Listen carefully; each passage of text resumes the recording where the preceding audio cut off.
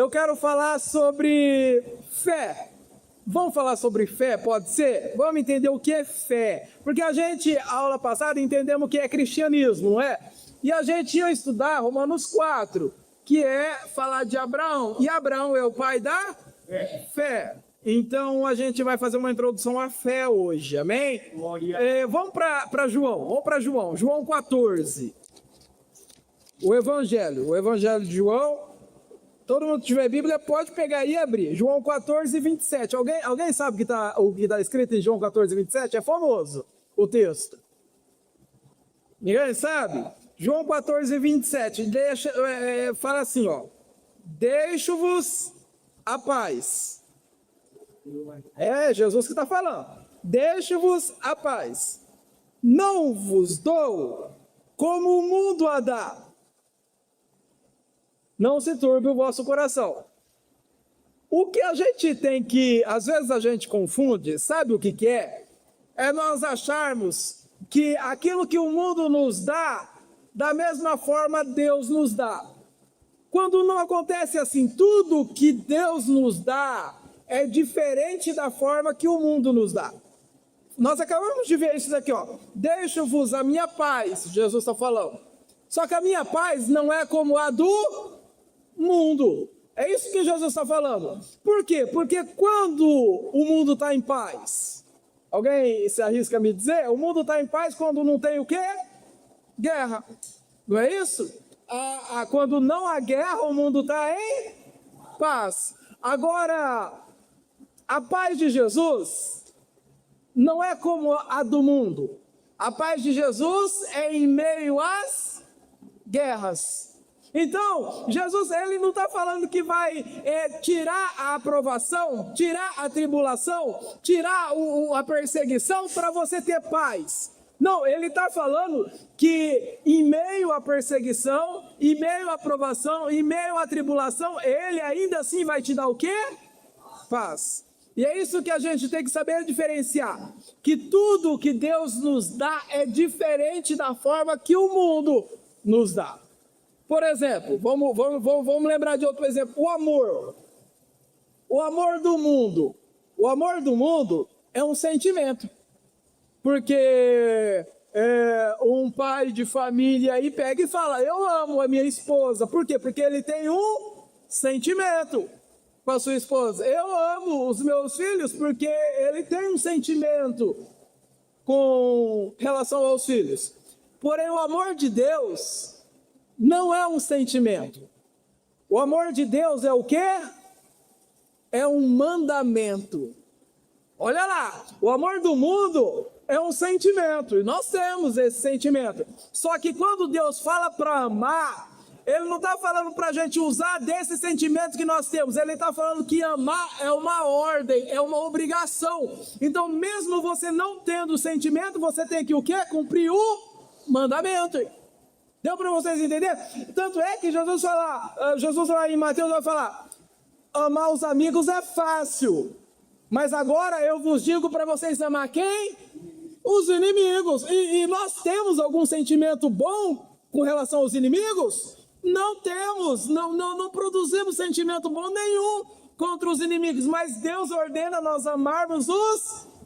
Está a prova que o amor de Deus não é o mesmo amor que tem lá no mundo.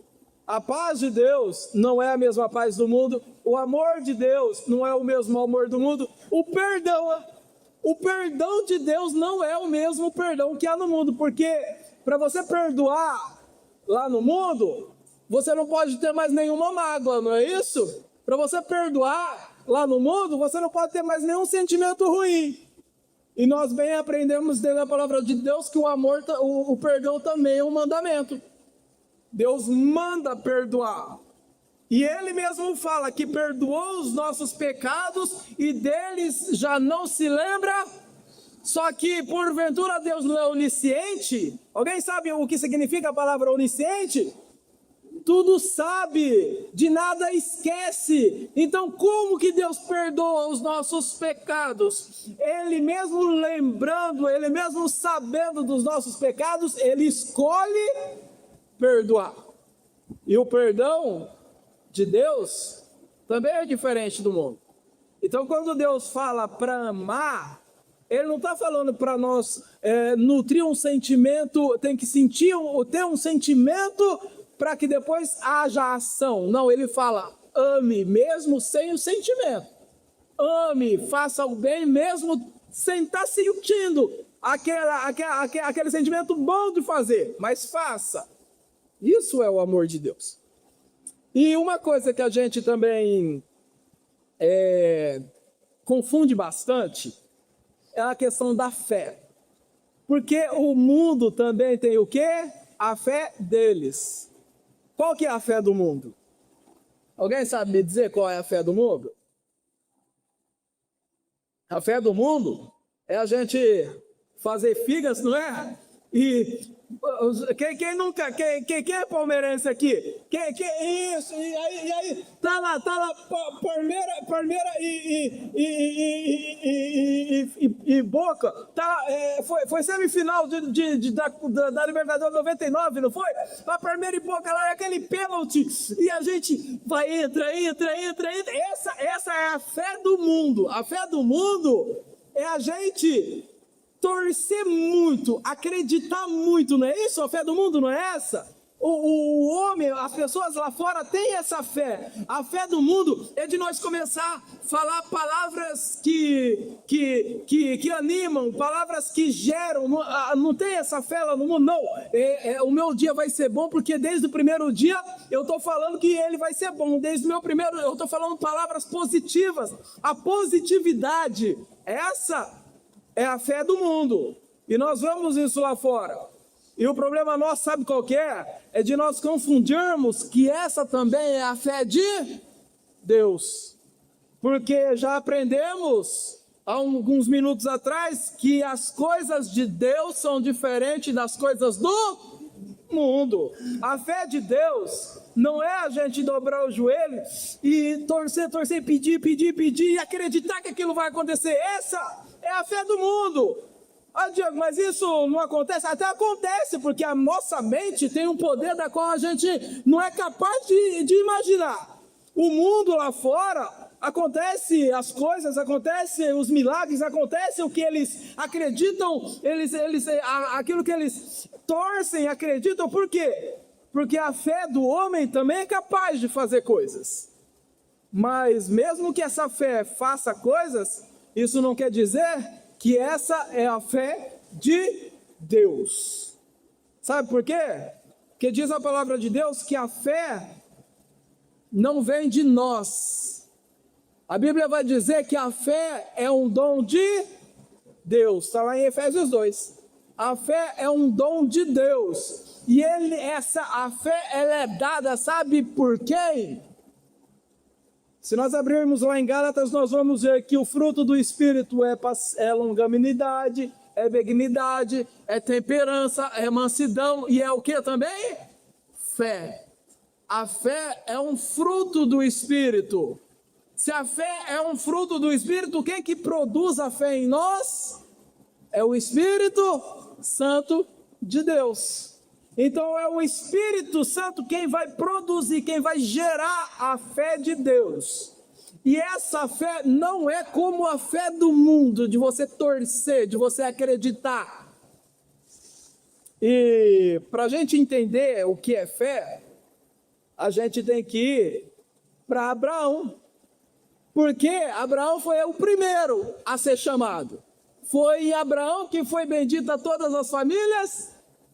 E popularmente, biblicamente, Abraão é conhecido como o pai da fé.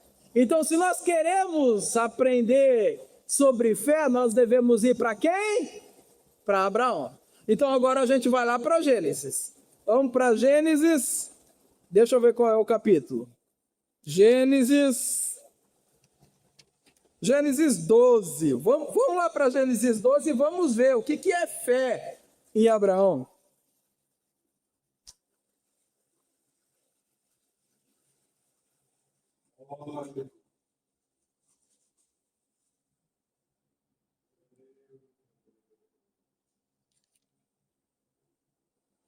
Vamos lá, Gênesis 12.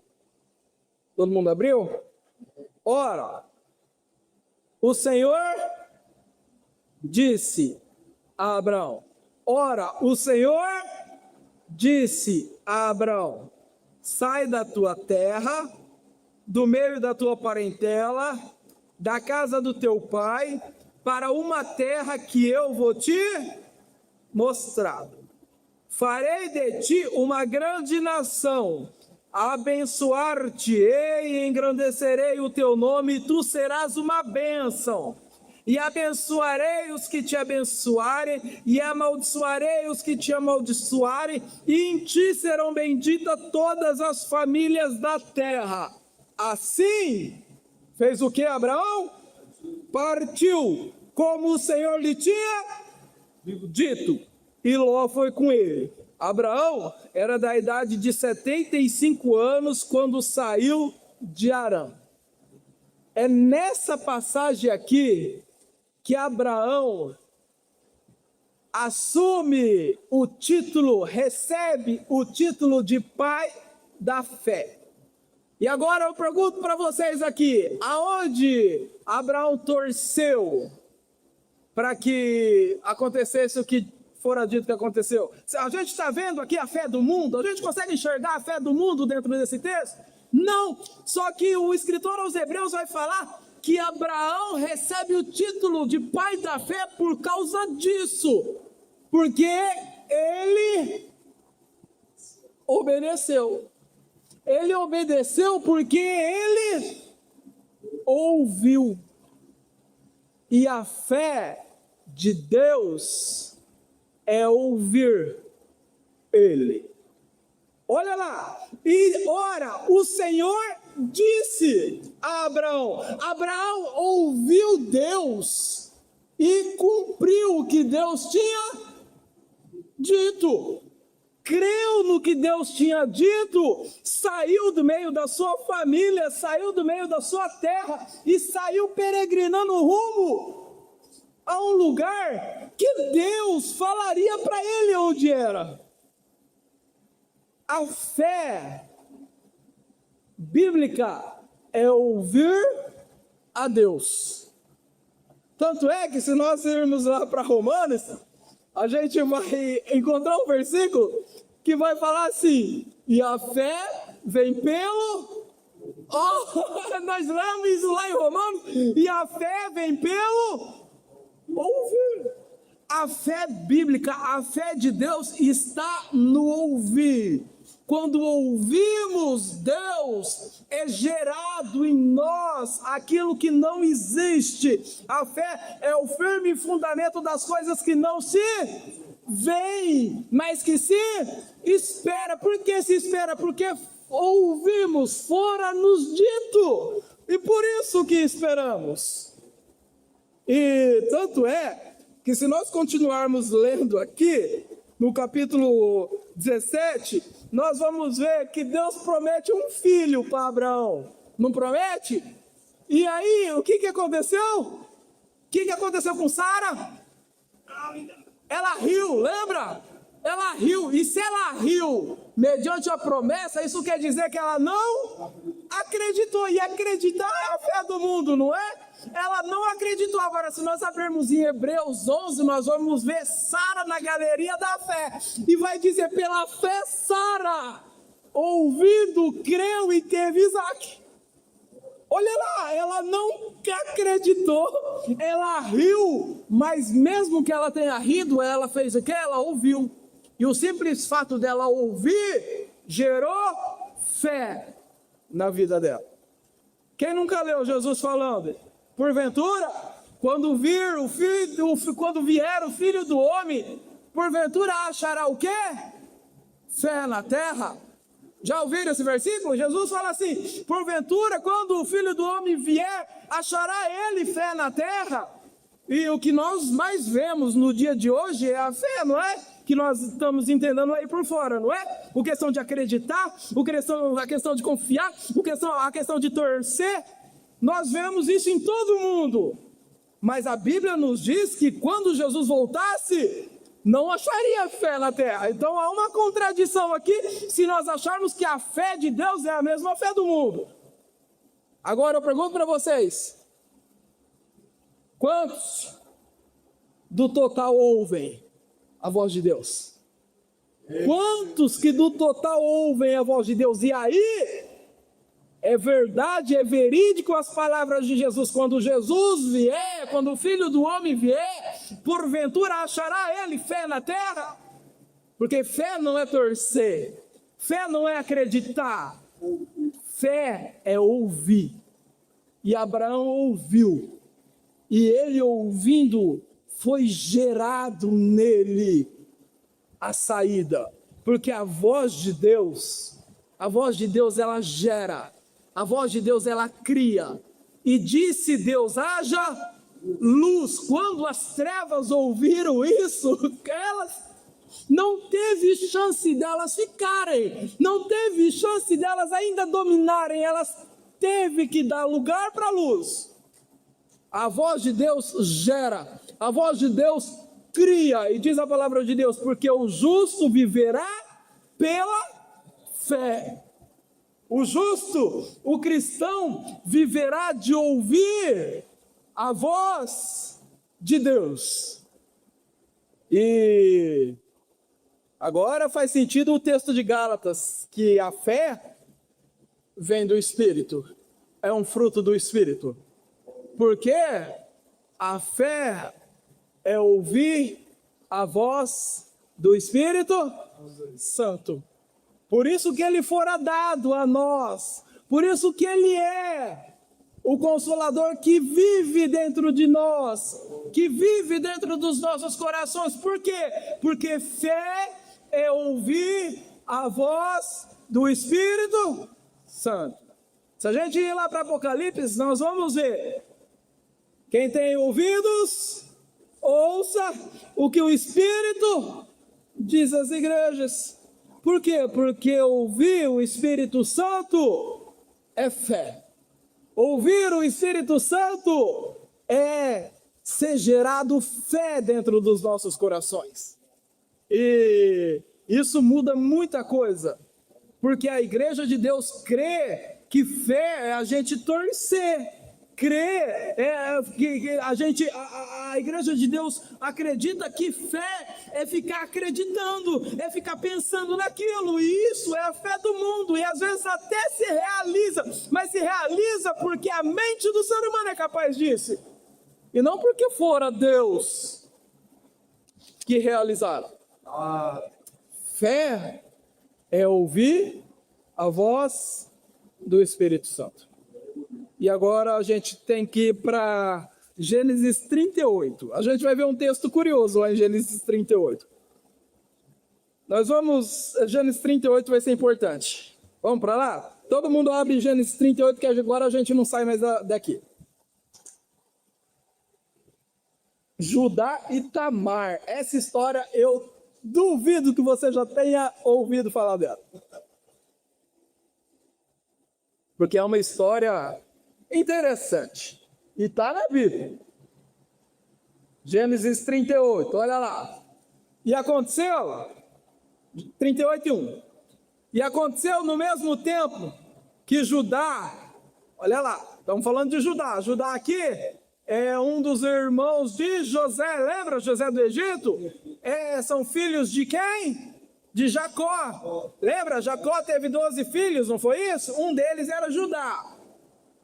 E aconteceu no mesmo tempo que Judá desceu de entre os seus irmãos, ou seja, saiu do meio dos seus irmãos e desceu e entrou na casa de um homem de Adulão. Adulão aqui talvez seja a região, cujo nome era Ira. Olha lá, Judá sai do meio dos seus irmãos e vai para uma terra estrangeira. Ele vai para Adulão, e lá ele entra, ele conhece uma pessoa, ele conhece um homem chamado Ira. Vamos continuar, verso 2. E viu Judá ali a filha de um homem cananeu, cujo nome era Sua, e tomou por mulher e entrou a ela. Olha lá, Judá sai do meio da sua parentela, sai do meio da sua família, vai dar uma volta E aí, quando ele está lá em Adulão, diz a palavra de Deus que ele vê uma mulher. E qual era o nome da mulher? Sua. Isso. O nome da mulher era Sua. E aí ele pega e casa com a tal da Sua. Judá, então, casou com Sua. E agora se formou uma família. E essa família ela vai começar a crescer. Vamos ler, vamos continuar lendo. Judá e Sua, marido e mulher.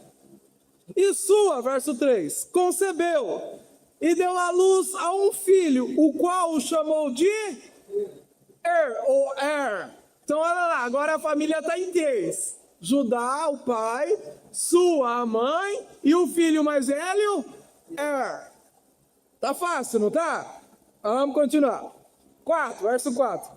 E ela, Sua, tornou a conceber e deu à luz a outro filho, o qual chamou de Onã. A família está crescendo aqui, não é? Judá é o pai, Sua, a mãe, tem Er, o mais velho, e tem Onã, o mais novo agora, não é isso? Não está difícil, né? Vamos continuar. Verso 5.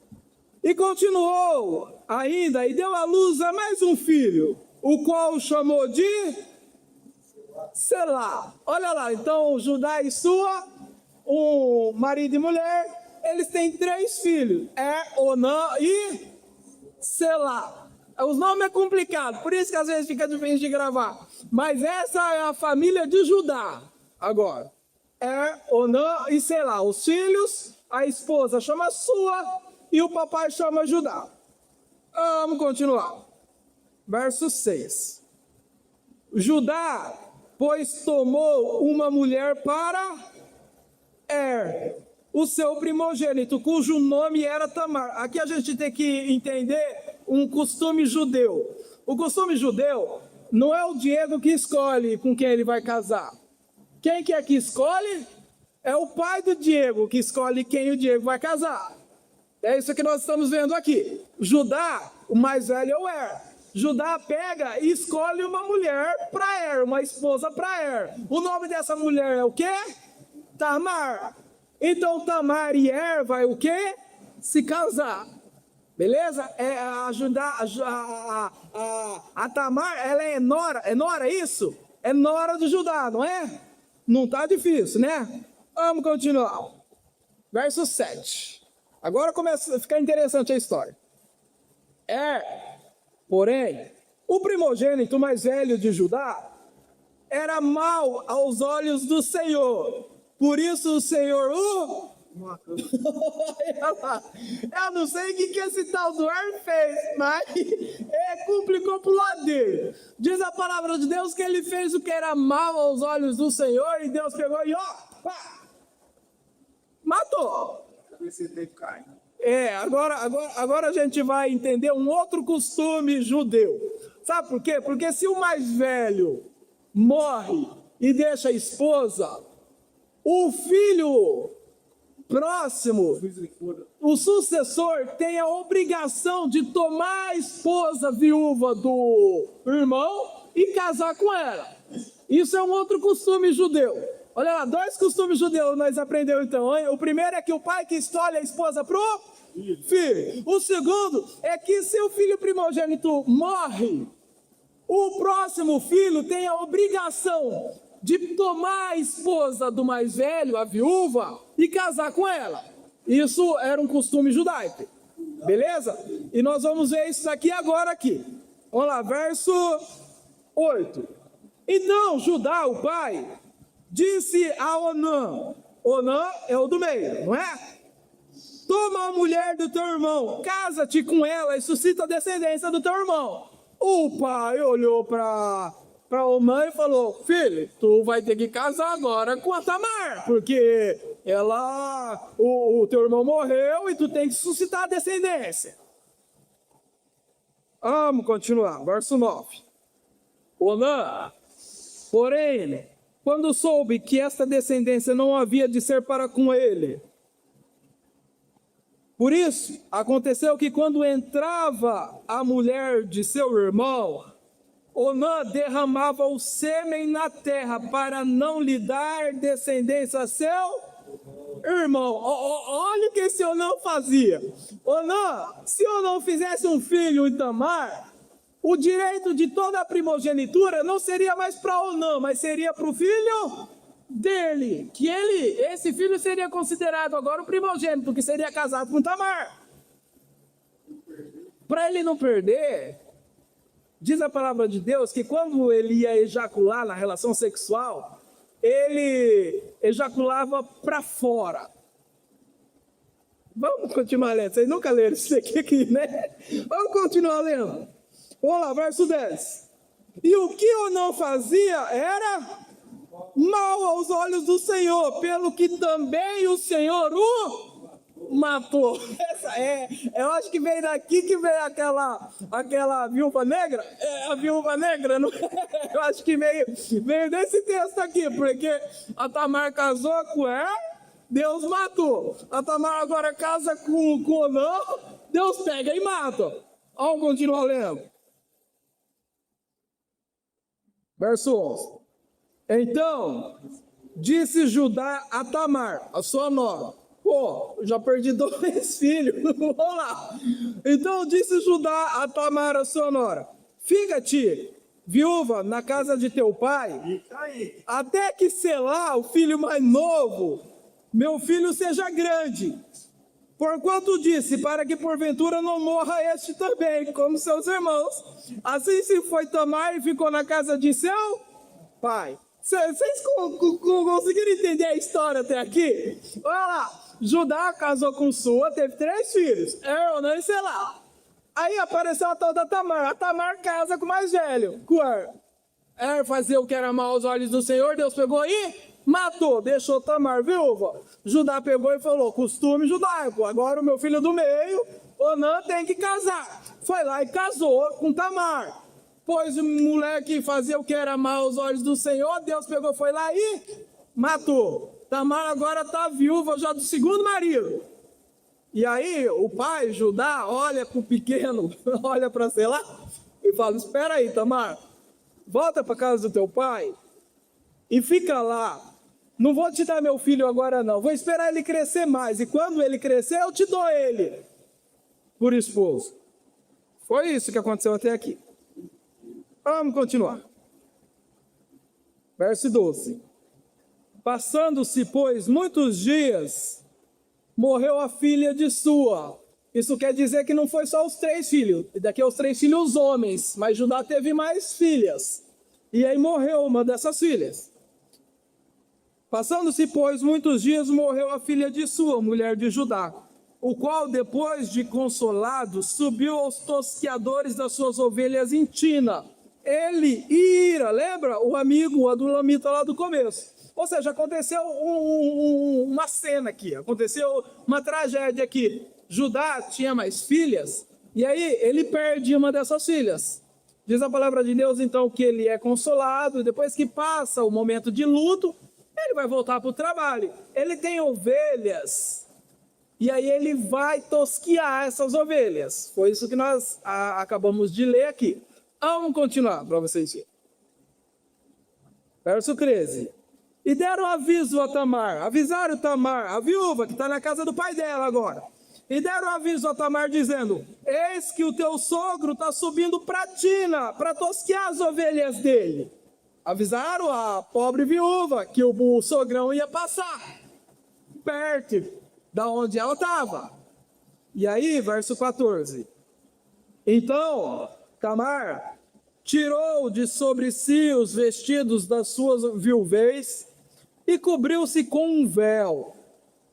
Envolveu-se e assentou-se à entrada das 2 fontes que está no caminho de Tina, porque via que o filho mais novo, Selá, já era grande e Judá não tinha cumprido a promessa.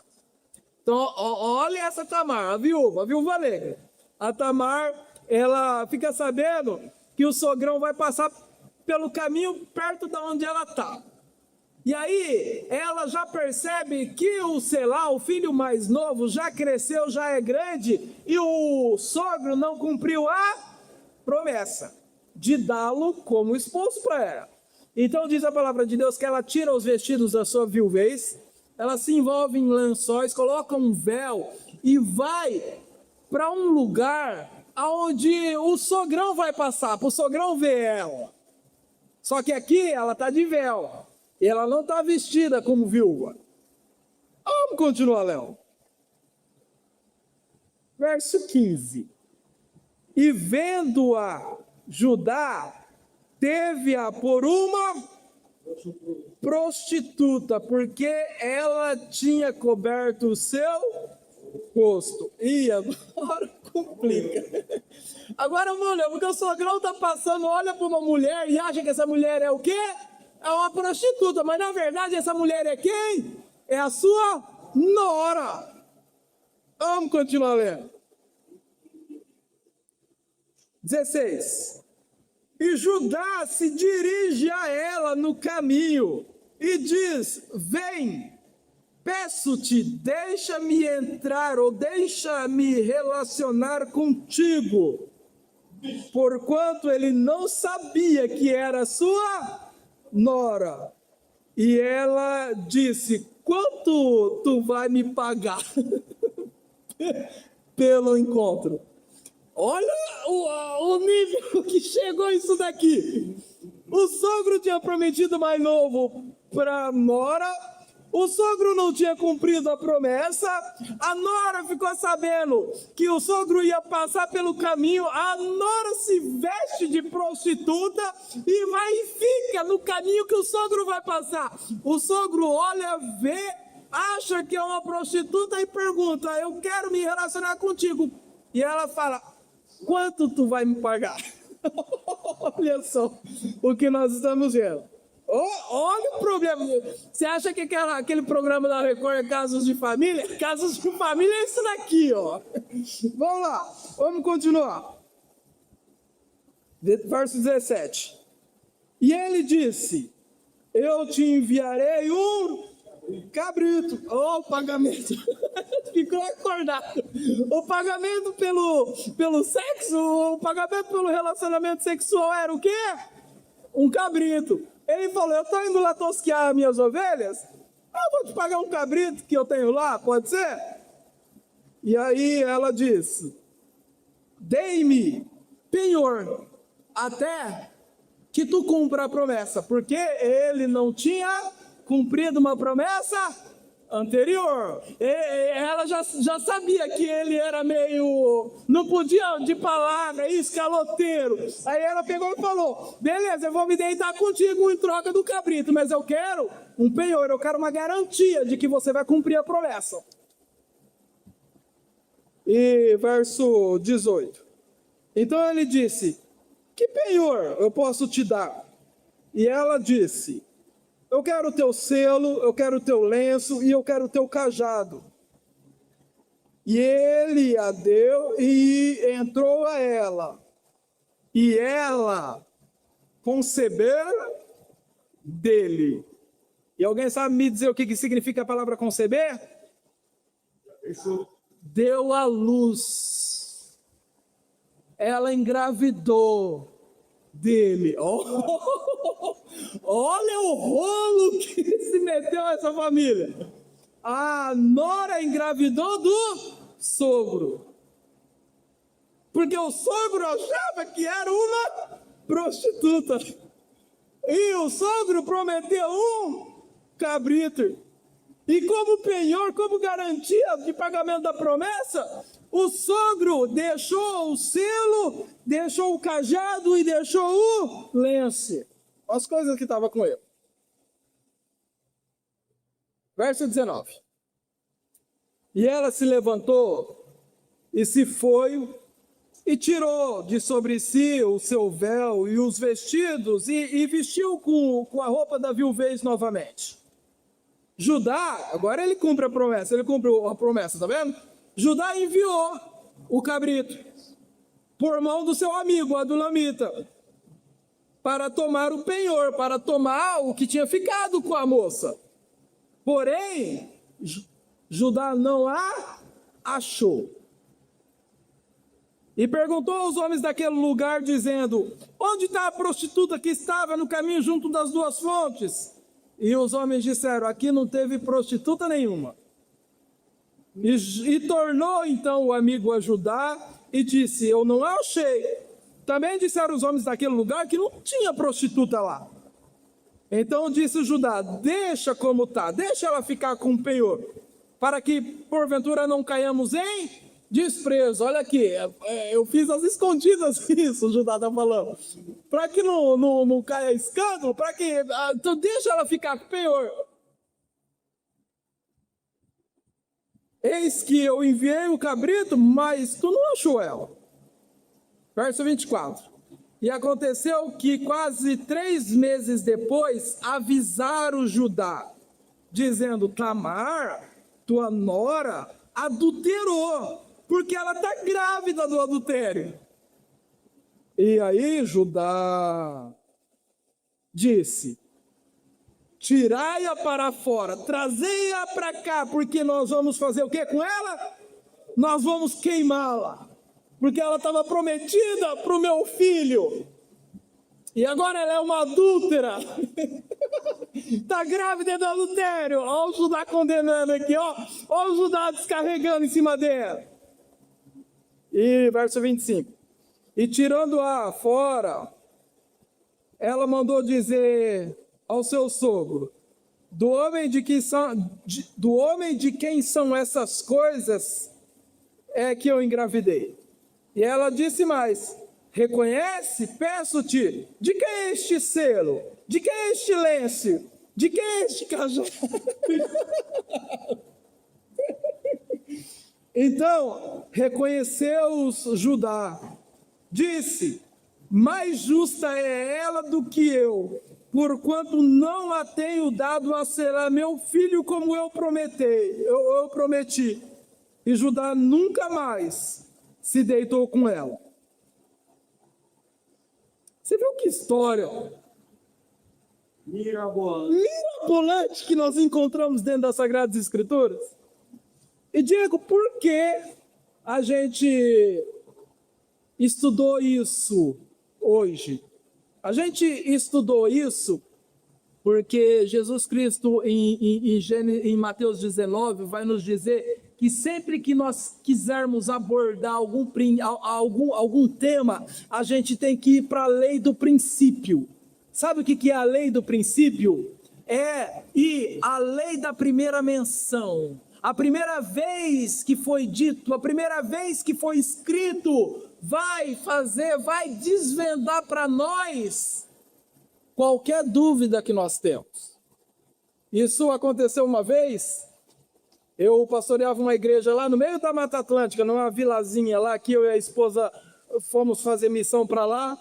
E sabe aqueles homens brutos do meio do mato mesmo? Chegou para mim assim com a esposa: Modir, olha, a Bíblia diz que a mulher tem que ser submissa ao esposo. Eu tenho domínio sobre a minha mulher e ela não está querendo obedecer às minhas ordens. Ele falou na frente da mulher dele. Ela não está querendo ser submissa a mim. Ela não está pecando. Ele falou isso, e isso está na Bíblia, não está?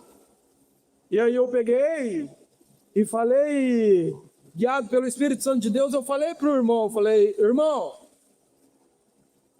está na Bíblia, você tem toda a razão, e me mostre aonde isso está na Bíblia. E ele pegou e falou: não, é lá a mulher errou, não errou? A mulher comeu do fruto proibido, e Deus pegou e falou para a mulher: o desejo do teu marido, o desejo seu será para o teu marido.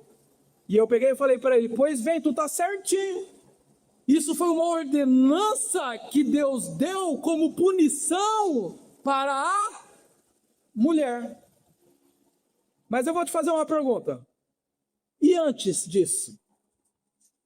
E antes da mulher ter errado? E antes da mulher ter comido? E antes de vir essa punição? Como que era o relacionamento matrimonial? E ele parou, pensou, como já que isso foi dado como punição, antes disso não era dessa forma. E eu peguei e falei, a vontade de Deus, a vontade original de Deus não foi que o homem tivesse domínio sobre a mulher, mas que os dois lutassem e vivessem como uma só carne. Essa é a vontade original de Deus. Por causa de uma situação, Deus ordenou que o domínio da mulher estejasse sobre o homem. E agora eu vou fazer uma pergunta para vocês e eu quero que vocês dois respondam.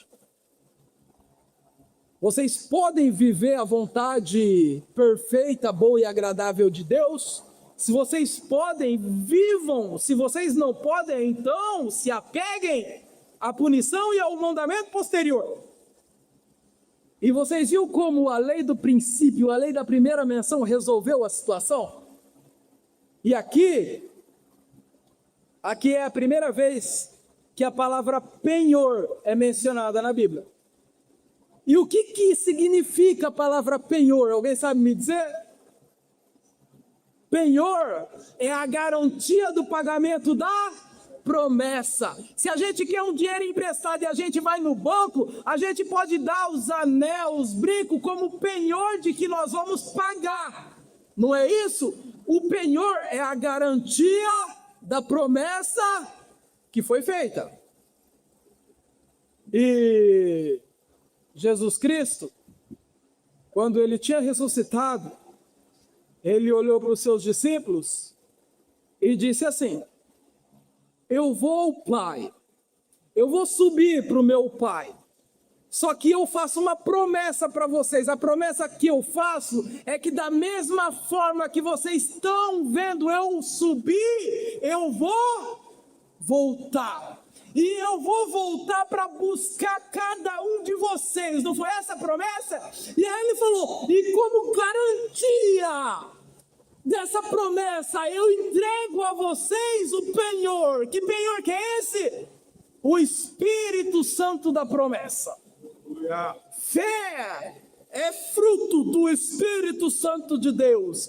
O Espírito Santo de Deus nos foi dado e Ele é a garantia de que nós vamos subir. Ele é a garantia de que nós vamos às nuvens ao encontro de Jesus. E é Ele quem gera fé dentro dos nossos corações. É Ele. A gente peca e ainda assim Ele não sai daqui de dentro. Ele espera o nosso arrependimento. A gente erra, ainda assim Ele não muda de casa. Ele fica aqui dentro aguardando o nosso arrependimento. E tudo o que nós precisamos fazer, sabe o que é? É ouvir a voz dEle. Porque Ele está dentro de cada um de nós e quer falar conosco. Ele está dentro de cada um de nós e Ele quer falar conosco. E o simples ouvir da voz dEle gera o que em nós? Fé. E fé é pela graça, mediante a fé que nós somos salvos. É Ele que é o doador da fé. É Ele que gera em nós a salvação da pessoa bendita de Cristo. E cada um de nós temos Ele dentro dos nossos corações. Ele está aí dentro, Ele está aí dentro. E Ele quer falar. Nós só precisamos ouvi-lo. Nós só precisamos ouvi-lo. E fé é isso. Fé, a fé de Deus, que nos é dada pelo Espírito, é ouvir a sua voz, é se relacionar com Ele, é ter intimidade com Ele. E aí, a pergunta de Jesus, quando o Filho do Homem vier na terra, achará Ele fé? Porventura achará Ele fé? Por quê? Porque não ouvimos mais a voz do Espírito Santo de Deus. Não ouvimos mais a voz do Espírito Santo de Deus e Ele está batendo. Eis que estou à porta.